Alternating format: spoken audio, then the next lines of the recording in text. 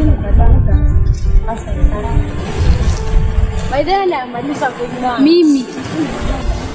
nilimaliza. Tunamaliza? Biashara kushikaki tunacheki. Gai, mimi nilimaliza preschool. Akileta bado kwa sababu si wadogo. Mimi niko na homework, niko na homework nyingi, sijui ananisaidia lakini ana kufanyia shule. Gani nani siwaulize, mbona leo kuna mmoja wetu mwenye akusaile? Na hivyo nimeona na sasa ni nini shida? Mama anaanza. Nini? Kuna mali kuna kwani ujui? Au ujui mashiro? Wow, yenjan. Ujui tena?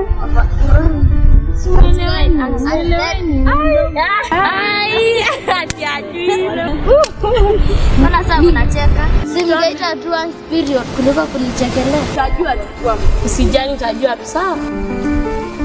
In ending menstruation stigma, we should stop using euphemisms. These are words that are used in the place of the other words. For example, in the skit that we've just seen, the girls used words like mashiro, anti-red, enchan, and other words just to refer to period. When you use this, you confuse many and we will not break the silence. And what we are doing today is ending the period stigma.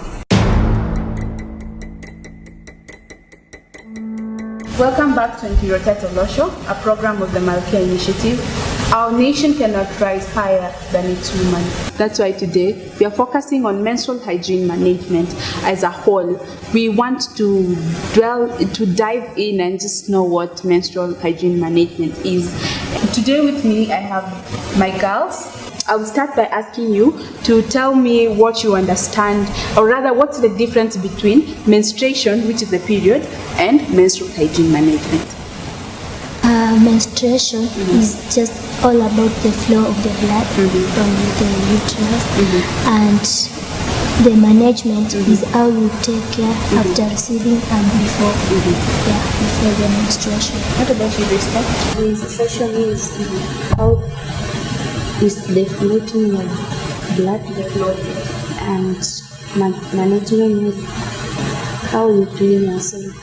Menstruation is just the flow of the blood, while management is how we should take care of ourselves, how we clean ourselves, and also how we dispose the pads of the menstrual. There is so more to menstruation than the sanitary pad, and that is what menstrual hygiene management is. So, for example, menstrual hygiene management is not only the period, as I said, it's about the education on menstruation. It's about breaking the silence on menstruation, making people talk more about it, making parents understand why menstruation is important and why they should buy sanitary towels for their girls. It's about safe and hygienic materials, or the menstrual absorbents. So if whatever material you're using, is it safe, is it hygienic? So that is what we are focusing on. And the other part of menstruation is the disposal bit of it. I know this is a topic that most people are not used to, and when we talk about menstrual hygiene management, very many people think of periods, but today we are not talking about period. So when we are disposing our pads, where are we disposing them? Are we just throwing them anywhere? And the sanitation facilities, are they clean? Are they menstrual hygiene friendly? And the other thing that I would say is about just educating people, like different people, even the men. Let them talk about menstruation, because as we say that it's a universal thing. I think we have it on the wall. It's a universal thing, just like breathing. Just like we breathe air every day, it's the same thing that any girl who is past puberty is expected to menstruate every other month. So menstrual hygiene management, if I was to define it, I would say that menstrual hygiene management is about everything that helps a woman manage their period hygienically, with confidence and dignity, and without period stigma. That is why on our wall we are saying end period stigma.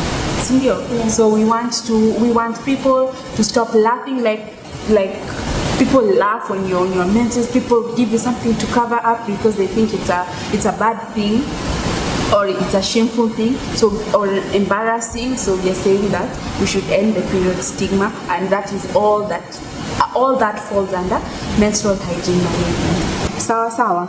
Yes. Do you have any questions? I have a question. Yes. I don't know if it is true that some people say that if you don't get to a menstruation, you will not get a baby burden. Is that true? Yes. So, menstruation is the first sign that you are fertile. So, some of the women, it depends. Really, barrenness depends on so many things.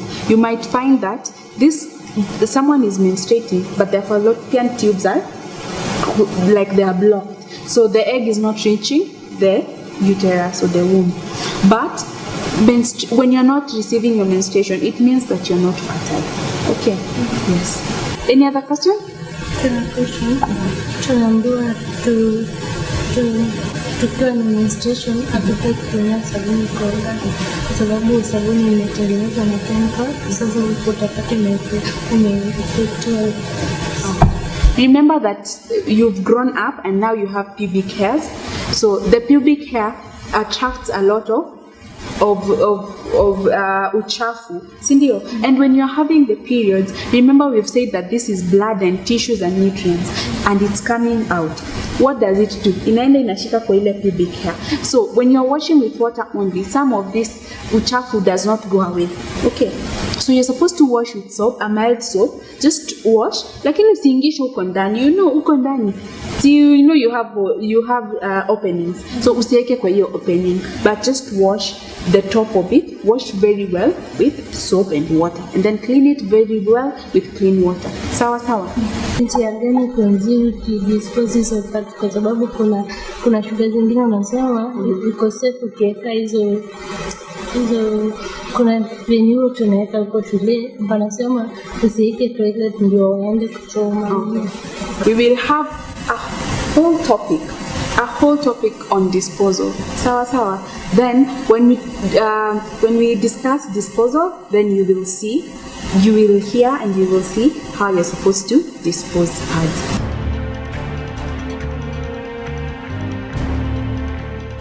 We commit ourselves to promoting equitable and affordable access to sustainable basic physical and social infrastructure for all, without discrimination, including affordable, safe healthcare and family planning, education, culture and information and communication technologies.